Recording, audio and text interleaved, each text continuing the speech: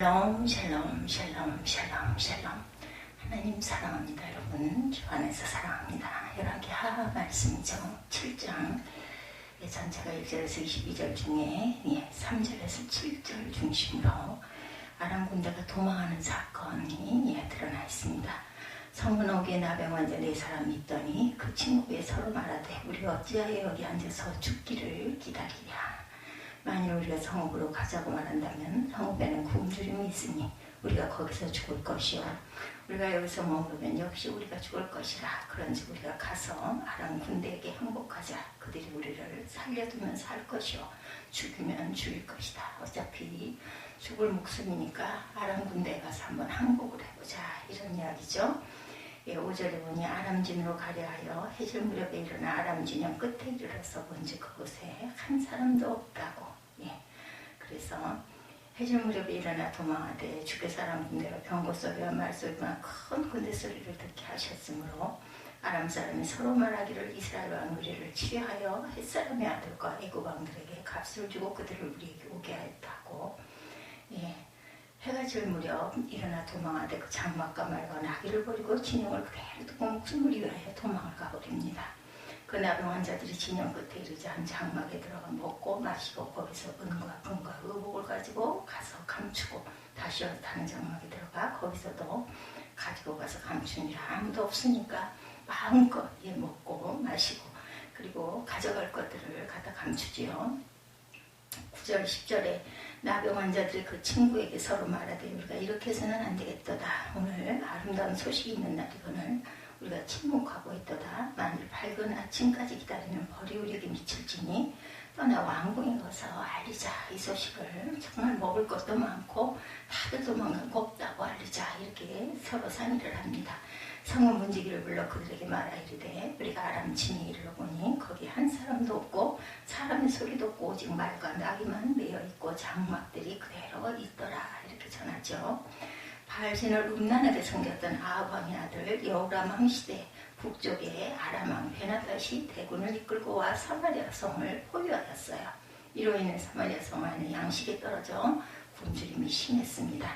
나귀머리 하나에 은 80세겔, 합분대 채소료 4분의 1갑이 은 5세겔, 심지어는 자기 아이들을 잡아먹는 일까지 벌어지고 있었다. 열왕기하에는 6장 26절에서 30절에는 이렇게 기록되어 있습니다. 바로 그때 사마리아 성문과 무막에 나병 환자 4명이 살고 있었고 이들에게도 양식이 떨어져 굶어 죽기 직전에 놓여 있었죠. 이때 4명의 나병 환자가 의노를 한 거예요. 만일 우리가 성읍으로 가자고 말한다면 성읍에는 굶주림이 있으니 우리가 거기서 죽을 것이고 우리가 여기서 머무르면 역시 여기서도 죽을 것이고 그런즉 우리가 가서 아람 군대에게 항복하자. 그들이 우리를 살려두면 혹여 살 수도 있으리라. 이런 마음을 먹고 거기를 가봤더니 아무도 없었다라는 거죠. 6절에 주께 사람 군대로 병거 소리와 말소리와 큰 군대의 소리를 듣게 하셨으므로 아람 사람이 서로 말하기를 이스라엘 왕이 우리를 치려하여 햇사람의 왕들과 애굽 왕들에게 값을 주고 그들을 우리에게 오게 했다. 연합군을 형성해서 우리를 쳐들어오고 있다. 이렇게 서로 얘기를 한 거죠. 하나님께서 아람 군대 병사들의 귀에 큰 군대의 소리를 듣게 하신 거예요. 그들은 그 소리를 듣고 혼비백산에서 무기와 양식을 놔두고 한 명도 남김없이 고졸히 도망을 칩니다. 4명의 나환자 친구들이 장막 안에 들어가 실컷 배불리 먹죠. 그리고 금은 폐물과 의복을 가져다 감추고 아주 신바람이 났어요. 이렇게 즐거운 시간을 보내고 있는데 한 친구가 말합니다. 9절에 나병 환자들이 그 친구에게 서로 말하되 우리가 이렇게 해서는 안 되겠다. 여기 소식을 알리자는 거죠. 그래서 지체하지 않고 왕궁으로 가서 아람 군대가 전부 다 무기와 신형을 남겨둔 채 도주했다는 사실을 알려줍니다. 이로 인해서 사마리아 성에 굶주림이 끝이 났어요. 그리고 전쟁의 위협에서 벗어나게 된 아주 기가 막힌 사건이죠. 우리에게 주시는 귀한 메시지 나눠봅니다. 하나님의 은혜예요. 그렇죠? 오늘 본문에 등장한 4명의 나환자들, 그들의 상황은 아사 직전에까지 몰려 있었습니다. 그들은 생존을 위한 마지막 회의를 하죠. 그리고 결론은 아람 군대가 있는 진영을 향하여 들어가는 것이었습니다. 왜냐하면 거기에만 양식이 있었기 때문이죠. 그런데 거기에는 적진이 있었습니다. 그래서 적진에 가까이 가보니 아무도 없었다라는 거죠. 4절 하반부에 우리를 죽이면 죽을 것이다. 죽을 각오를 하고 아람 진영으로 들어가죠. 10중 8개로는 우리는 죽을 것이다 라는 거죠. 적국의 나병 환자들이 환란 한대할 리는 당연히 없죠. 참으로 불쌍하고 처참한 생의 마지막 여행이었을 것입니다. 그러나 그들은 죽지 않았어요. 도리어 자신뿐 아니라 이스라엘 백성들을 구원하는 아주 복된 발걸음이 되죠. 그들이 아람 군대 진영에 도달했을 때 놀라운 기적의 광경이 펼쳐져 있습니다. 말과 나귀와 병거들과 장막이 그대로 있는데 병사들은 한 명도 없었던 거죠. 4명의 환자들이 당혹스러웠을 것이죠. 이거 어떻게 된 거지 도대체? 그리고 성경은 증거합니다. 6절에 주께서 아람 군대로 병거 소리와 말소리와 큰 군대의 소리를 듣게 하셨으므로 아람 사람이 서로 말하기를 이스라엘 왕이 우리를 치려하여 햇사람의 왕들과 애굽 왕들에게 값을 주고 그들을 우리에게 오게 하였다. 이렇게 얘기합니다.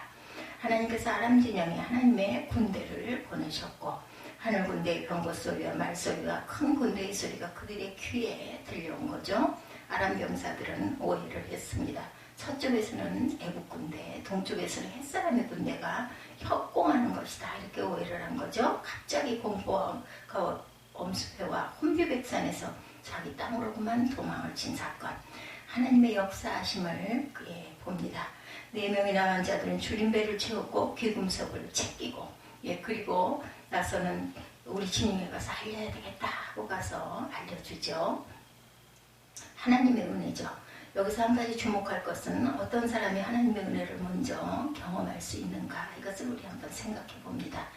4명의 나환자들의 모습 속에 발견되는 건 첫째는 포기고 둘째는 결단이었죠. 동전의 양면 같습니다. 자신에 대한 포기는 하나님에 대한 결단이 때로는 되기도 합니다. 하나님께서 이런 사람을 기뻐하십니다. 이런 사람이 은혜를 먼저 경험하게 되는 거죠.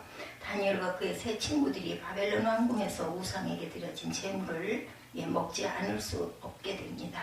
이런 위적 상황의 4 소년들은 왕의 음식을 먹지 않기로 결단을 하죠. 다니엘 1장 8절에 다니엘은 뜻을 정하여 왕의 음식과 그가 마시는 포도주로 자기를 더럽히지 아니하리라 하고 자기를 더럽히지 아니하도록 환관장에게 구합니다.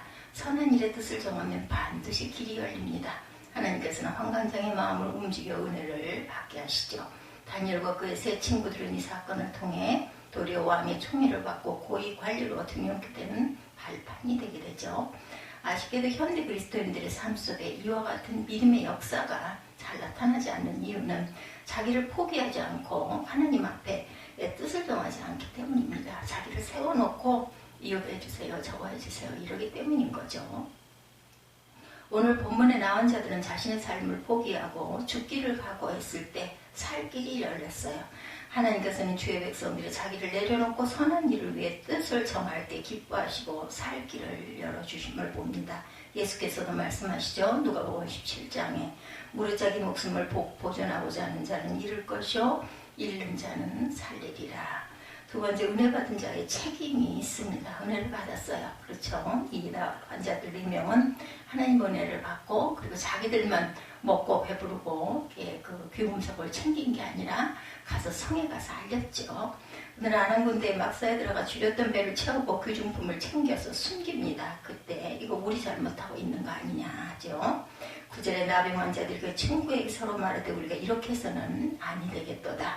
오늘 아름다운 소식이 있는 날인데 우리가 침묵하고 있어서는 안 된다.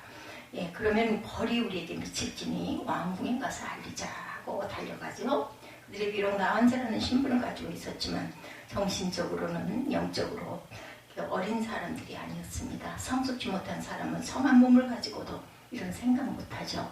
어떻게 하면 내 걸 더 많이 챙길까 해서 아마 몇 번이라도 몰래 거기를 가서 귀중품들을 이것저것 다니면서 아마 다 휩쓸어다 자기 것으로 소유했을 것입니다. 자기 배만 채움으로 만족한 이기주의들이 그들은 아니었던 거죠. 스스로 그런 모습이 부끄러운 짓이라는 것을 깨닫고 서로 공감합니다. 현실의 상황을 파악하고 아름다운 소식이 있는 날이다 이렇게 선포합니다. 이 좋은 날에 좋은 것을 나만 누리고 있는 것은 안 되겠다. 자신들이 수고하고 땀 흘려 얻은 것도 아닌데 이 모든 것이 마음속으로서 나오는 양심의 소리를 듣고 행하죠. 그 다음 나오는 말씀, 만일 밝은 아침까지 기다리면 벌이 우리에게 미칠지니 그들은 하나님께 벌 받을 것을 의식합니다. 하나님을 두려워하는 마음을 가지고 있었음을 알 수가 있죠. 믿음에서 나오는 선한 양심의 소리는 자연스럽게 굶주리는 동족에게 향합니다. 비록 자신들을 무시하고 멸시했지만 이 복된 소식을 전하는 일에 망설이지를 않죠. 그들은 결론을 내린다. 이제 떠나 왕궁에 가서 알리자. 나 완전히 친구의 모습에서 은혜 받은 자의 책임이 무엇인지를 우리는 깨달아 압니다. 은혜 받은 자는 은혜 받지 못한 자에 대한 책임이 있다는 거죠. 혼자 은혜 받는 것으로 그친다면 아직 영적으로 어린아이의 상태입니다. 은혜를 받게 되면 자연히 그 은혜가 나를 통해 다른 사람에게 전달되어야 하는 통로가 되어야 합니다.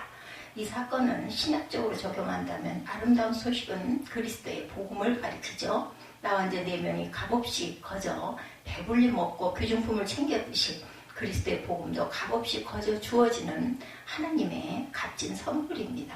그렇다면 먼저 복음의 은혜를 맛본 사람들은 이것에 대한 책임을 갖는 것이 당연하죠. 그러나 현실의 모습은 어떨까요? 남의 환자 같은 추하고 더러운 인생들이 예수 그리스도의 복음으로 말미암아 새로운 인생을 살게 되었고 그 은혜를 경험했다면 당연히 은혜를 나누고 알려야 할 책임이 있는데 우리는 침묵합니다. 오늘 보면 9절에 나은 자들이 우리가 이렇게 해서는 안 되겠다. 나은 자들의 대화를 우리가 귀담아 들어주십시다. 먼저 복음받은 자로, 먼저 은혜를 받은 자로 마땅히 우리는 나눠야 하고 알려야 할 책임이 있음을 교훈하고 있습니다. 바울이 고린도전서 9장 16절에 내가 복음을 전할지라도 자랑할 것이 없음은 내가 부득불할 일입니다. 만일 복음을 전하지 아니하면 내게 화가 있을 것이로다. 그래서 이들은 행동하는 믿음을 보여주죠. 행합니다. 10절에 가서 성읍 문지기를 불러 그들에게 말하여 이르되 우리가 아람진에 이르러 거기에 한 사람도 없고 사람의 소리도 없고 오직 말과 낙이만 비어있고 장막들이 그대로 있더이다 하자. 그들은 생각만 하고 결단만 한 것이 아니라 실제로 왕궁을 향해 갑니다. 그리고 성읍 문지기에게 사실대로 말하죠. 그들이 결정한 시한을 행동으로 옮깁니다. 결코 쉬운 일은 아니었을 것입니다. 왜냐하면 그들은 나병 자였고 율법적으로 격리되어야 하는 사람들입니다. 그동안 동족들로 받은 멸시 천대도 기가 막혔겠죠. 그들은 아름다운 소식을 가지고 성으로 가고 요나의 모습과는 반대였었어요. 요나는 니느웨 성으로 가서 회개의 메시지를 선포하는 것이 싫어서 다시스로 가려고 했습니다.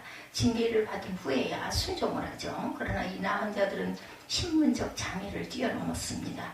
오늘 많은 그리스도인들이 행동으로 옮기지 않고 필요를 느끼고 책임감을 느끼고 있으면서도 나누는데 소홀하고 전하지 않습니다. 전하지 않는 큰 이유 2가지는 첫째는 복음에 대한 자신감이 없고 둘째는 능력을 알지 못하기 때문이죠.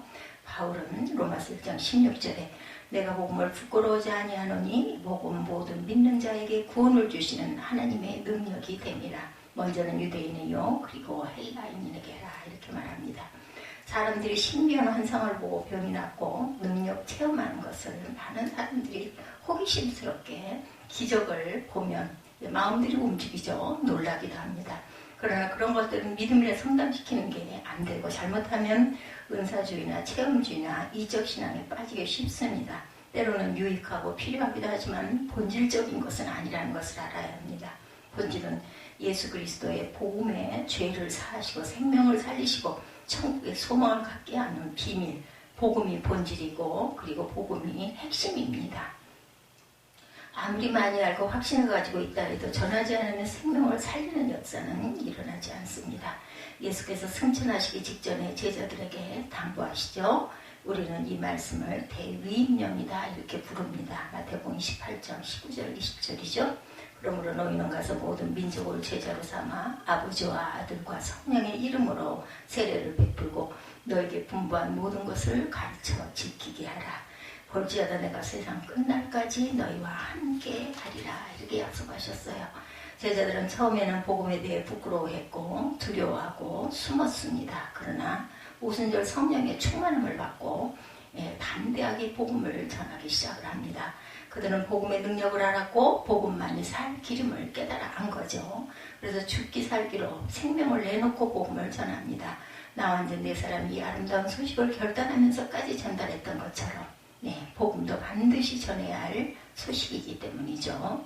사마리아 성을 결국은 구원하게 되죠. 7장 16절에 백성들이 나가서 아람 사람이 진영을 노력한지라 이에 고운 밀가루 한 스아에 한 세겔이 되고 보리 두 수아가 한 세겔이 되니 야훼의 말씀과 같이 되었더라. 나온 자들이 전한 아름다운 소식을 통해 극적으로 사마리아가 회복되고 백성들은 양식을 구하고 목숨을 건지게 됩니다. 기원전 490년 페르시아의 다리우스 대제는 그리스의 도시국가인 아테네와 스파르타의 사실을 원해 페르시아에 무조건 항복할 것을 요구했어요. 그러나 그리스는 이를 거부하고 사신을 우물 속에 넣고 매장시켜버립니다. 이 소식을 접한 다리우스는 분노해서 그리스의 원정군을 파병하여 아테네와 스파르타를 징벌토록 지시합니다. 이때 동원된 원정군의 병력 규모만도 보병이 10만 명, 전함이 600척, 기병이 1만 명 등으로 어마어마한 대규모 병력이었습니다. 한편 아테네는 당시 병력으로는 이 같은 엄청난 병력을 당해낼 재간이 없는 긴박한 상황일 수밖에 없었죠. 국가의 전폐가 걸린 최대의 위기를 맞은 아테네는 지략이 뛰어난 용장 밀티아데스 장군 지휘하에 불과 1만 명의 기갑병으로 페르시아 군대를 대적하게 됩니다. 이때 아테네 동북방 40km, 42km로 지정인 마라톤에서 양군이 대치를 하죠. 그러나 페르시아군은 그리스보다 10배 많은 병력에도 불구하고 그 말티아데스 장군의 교묘한 전술에 말려들어 협곡으로 유인돼서 괴멸되고 맙니다. 이 기쁜 승전보를 전하기 위해서 피디피데스라는 병사가 전령으로 임명돼 마라톤 평원에서 아테네까지 약 42km의 거리를 단숨에 달려가서 승전보를 전합니다. 그는 수많은 아테네 시민에 둘러싸인 가운데 승전보를 전하는데 숨을 거두죠. 마라톤의 유래가 여기서부터 시작이 되었습니다. 한 병사의 희생을 통해서 수많은 아테네 시민들이 승전의 기쁜 소식을 듣고 두려움과 공포에서 벗어날 수가 있었죠. 우리가 구원받은 것인 전적인 하나님의 은혜임을 기억하십시다. 그리고 우리에게 베푸신 은혜는 풍성히 누릴 수 있어야 되겠죠. 은혜 받은 자는 그 은혜를 연약한 지체들과 세상에 대하여 섬겨야 할 책임이 있다는 사실을 기억하시기 바랍니다. 이 은혜를 다른 사람에게 전달할 수 있기를 바랍니다. 교회 공동체 안에서 가족들과 동네 친구들과 직장 이웃의 은혜를 전하는 아름다운 복음의 발걸음들이 되시기를 주님의 이름으로 축복합니다. 기도하시겠습니다.